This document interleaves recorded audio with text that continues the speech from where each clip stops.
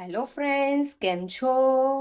Welcome to Divya's food kitchen. તમારી સાથે share કરવા માંગુ છું શિમલા મરચાં અને ફુલકા રોટલીની રેસિપી, જે ખાવામાં ખૂબ જ ટેસ્ટી અને ચટાકેદાર હોય છે. ચલો તો આપણે એની રેસિપી શરૂ કરીએ.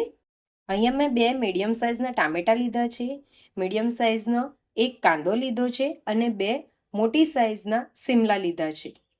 તો ચાલો આપણે એને નાની નાની સાઈઝમાં કટ કરવાનું છે. તો સૌથી પહેલા આપણે ટામેટાને કટ કરી દઈએ. ટામેટાને આ રીતે નાની સાઈઝમાં કટ કરી દેવાના છે.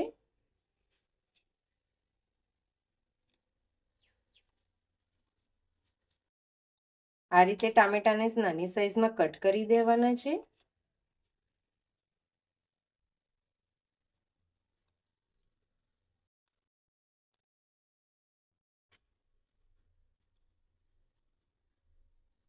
કાંદાને લાંબી લાંબી સ્લાઇસમાં કટ કરવાના છે. આ રીતે એની લાંબી લાંબી સ્લાઇસ કટ કરવાની છે. લાંબી અને પતલી એની સ્લાઇસ કરવાની છે. આ જ રીતે કાંદાને લાંબી લાંબી સ્લાઇસમાં કટ કરવાના છે.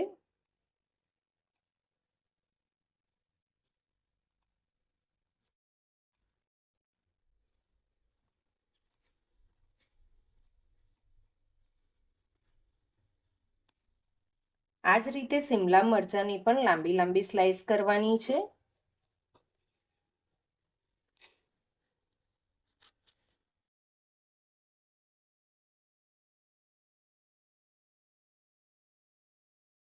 જો તમારી પાસે મોટી સાઇઝના શિમલા હોય તો તેને આ રીતે વચ્ચેથી કટ કરી દેવાના, અને જો મીડિયમ સાઇઝના શિમલા હોય તો તેને કટ કરવાની જરૂર નથી. આ રીતે વચ્ચેથી કટ કરી દેવાના અને ત્યાર પછી પટલી પટલી આ રીતની એની સ્લાઇસ કરવાની છે. આ રીતે એનું કટ કરવાનું છે.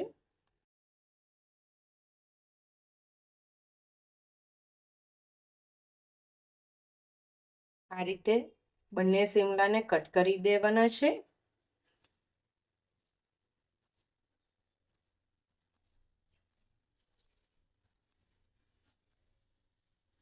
તો તમે જોઈ શકો છો, મેં બધા જ શિમલા સમારી નાખ્યા છે, લાંબી લાંબી સ્લાઇસ કરી દીધી છે. બધા જ વેજીટેબલ સમારાઈ ગયા છે.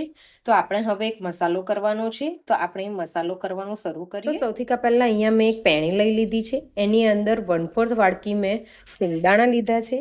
એ સિંગદાણાને થોડાક ચટકી જાય એ સિંગદાણાને થોડી વાર ચટકવા દેવાના છે.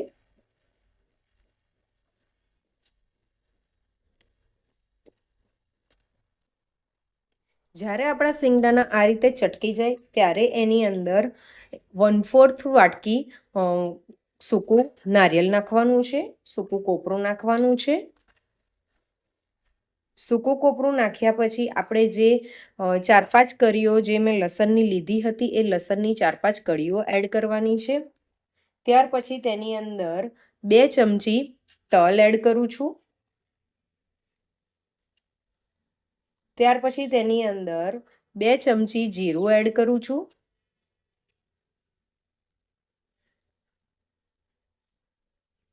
અને થોડાક લીમડાના પાન એડ કરું છું.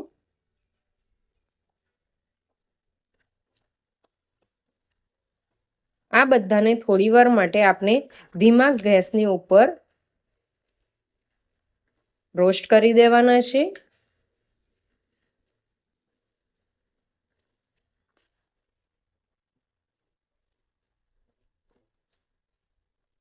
તો હવે આપણા મસાલા રોસ્ટ થઈ ગયા છે. તો આપણે આને ગેસ બંધ કરી દઈએ અને આને એકદમ જ ઠંડુ કરવાનું છે. એકદમ ઠંડુ થઈ ગયા પછી એને અધકચરું ગ્રાઇન્ડ કરવાનું છે. તો મેં એક પેણી લઈ લીધી છે. એ પેણીની અંદર મેં 2 ટેબલ સ્પૂન જેટલું ઓઇલ એડ કરું છું.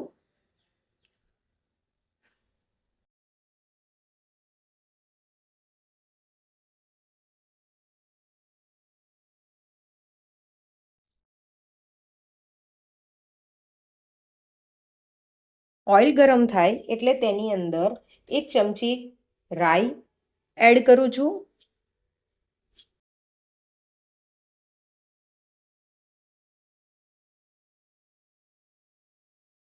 ત્યાર પછી 1 ચમચી જીરું એડ કરું છું.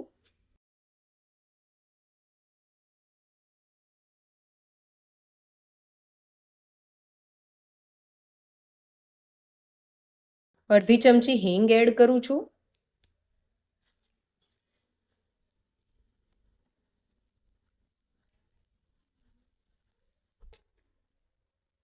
રાઈ અને જીરું તતરી જાય એટલે તેની અંદર લીમડો એડ કરું.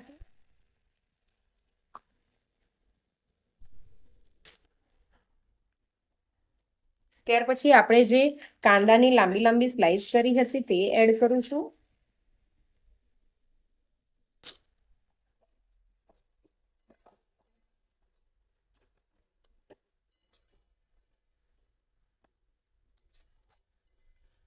કાંદાને વધારે સોતરવાના નથી, એને ગુલાબી રંગના થાય ત્યાર સુધી જ એને સોતરવાના છે.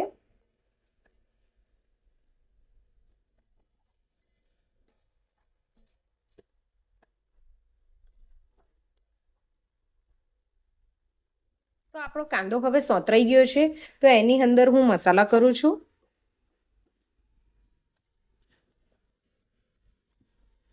કાશ્મીરી લાલ મરચું નાખ્યું છે 1 ચમચી. તીખું લાલ મરચું નાખ્યું છે 1 ચમચી. અડધી ચમચી હળદર, 1 ચમચી ધાણા જીરું પાવડર. ત્યાર પછી એની અંદર મીઠું એડ કરું છું અને અડધી ચમચી ગરમ મસાલો એડ કરું છું. આ બધાને સાતરી લેવાના છે.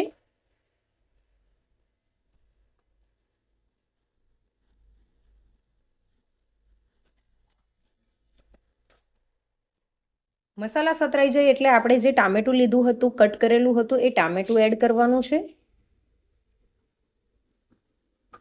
અને ટામેટાને મસાલા સાથે મિક્સ કરી દેવાનું છે અને ટામેટાને ચડવા દેવાનું છે.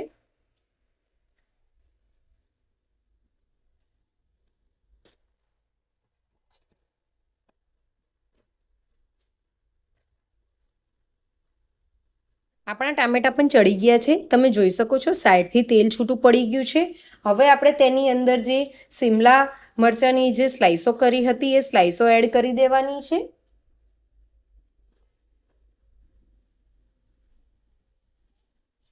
સ્લાઇસ એડ કર્યા પછી એને બરાબર હલાવી દેવાનું છે મસાલાની સાથે.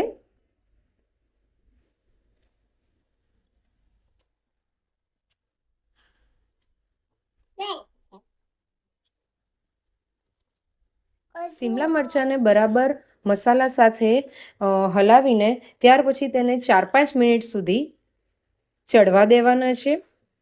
તમે ઢાંકીને પણ ચડાવી શકો છો. હું આવી રીતે ખુલ્લામાં જ થવા દઉં છું. તમારે ઢાંકીને કરવું હોય તો તમે ઢાંકીને પણ કરી શકો છો. તમે જોઈ શકો છો આપણા શિમલા ચડી ગયા છે. ત્યાર પછી આપણે જે પેલો મસાલો વાટવાનો હતો એ મસાલો મેં વાટી દીધો છે અને 7થી 8 ટેબલ સ્પૂન મસાલો એની અંદર એડ કરવાનો છે.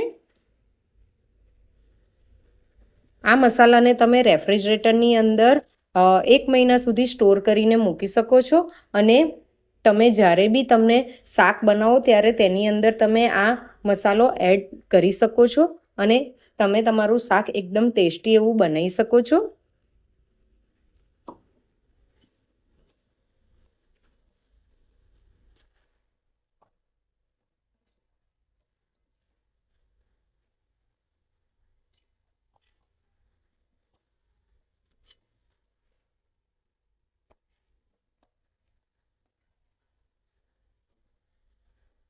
મસાલાની સાથે બરાબર એને મિક્સ કરી દેવાનું છે. આપણું શાક હવે બનીને રેડી થઈ ગયું છે, તો તેને આપણે કોથમીરથી ગાર્નિશ કરી દઈએ.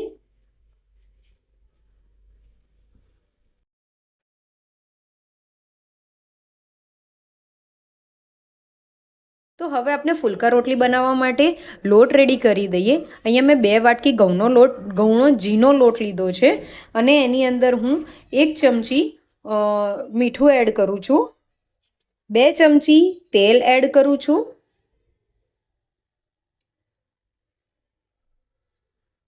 હવે આ બધાને બરાબર મિક્સ કરી દેવાનું છે.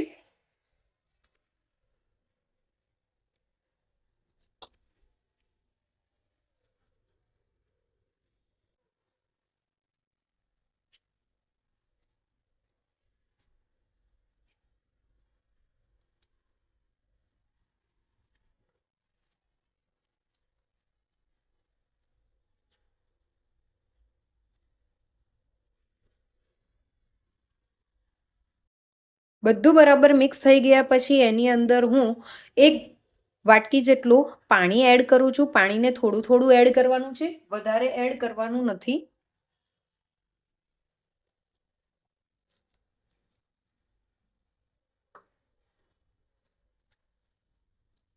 થોડું થોડું પાણી એડ કરતા જવાનું છે. લોટ બહુ નરમ પણ નહીં અને બહુ કડક પણ નહીં, એવો લોટ આપણે રેડી કરવાનો છે.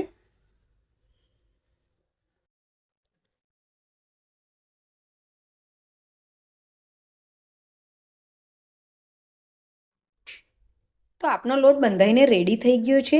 આ રીતનો લોટ બાંધવાનો છે, ન વધારે કડક કે ન વધારે નરમ. આટલો લોટ બાંધવા માટે મારે 1.5 કપ પાણીની જરૂર પડી છે. હવે આને 5 મિનિટ સુધી ઢાંકીને સેટ થવા માટે રવા દઈએ. 5 મિનિટ પછી આપણા લોટને ખોલીને જોઈએ. ત્યાર પછી આપણે તેની અંદર 1 ચમચી તેલ એડ કરીને તેને બરાબર મસળવાનો છે. એટલીસ્ટ 4 મિનિટ સુધી લોટને આ રીતે મસળવાનો છે.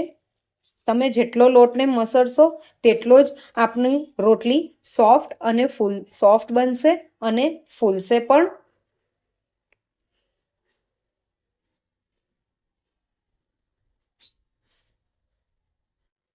આ રીતે એને મસળવાનો છે.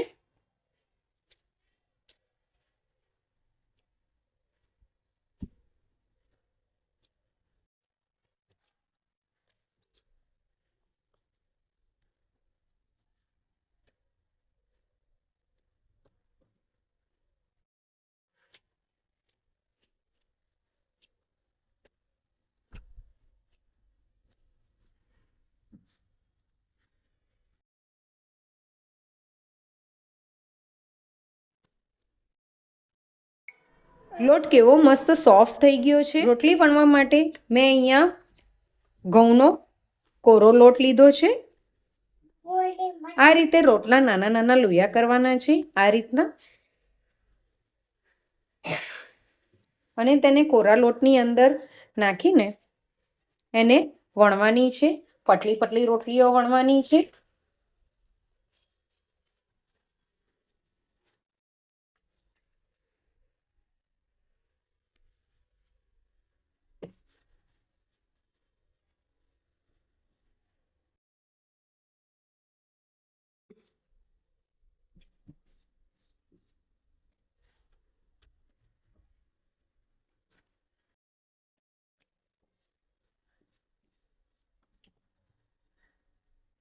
આ રીતની પતલી રોટલી વણવાની છે.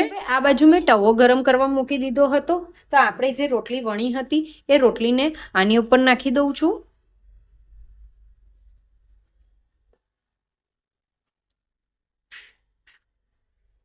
એક સાઈડ રોટલી થઈ જાય એટલે તેને પલટાવી દેવાની છે અને તેને ફાસ્ટ ગેસ પર શેકાવા દેવાની છે. એક સાઈડ રોટલી થઈ ગયા પછી તેને આ રીતે ગેસ પર મૂકવાની છે.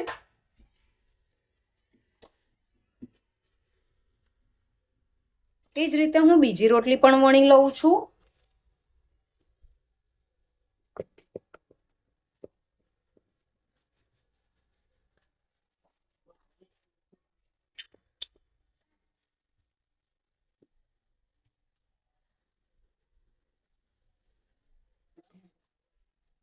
બીજી રોટલી પણ મેં વણી લીધી છે. તેને પણ તાવી પર નાખી દઈએ. એક સાઈડ થઈ જાય એટલે તેને ઉલટાવી દેવાની છે અને ફાસ્ટ ગેસ પર તેને થવા દેવાની છે.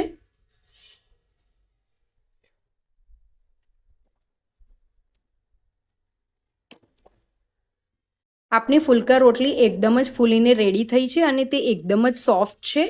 તો આ રીતે આપણે થાળી તૈયાર કરી શકીએ છીએ અને શિમલા મરચાંનું શાક રેડી કરી શકીએ છીએ.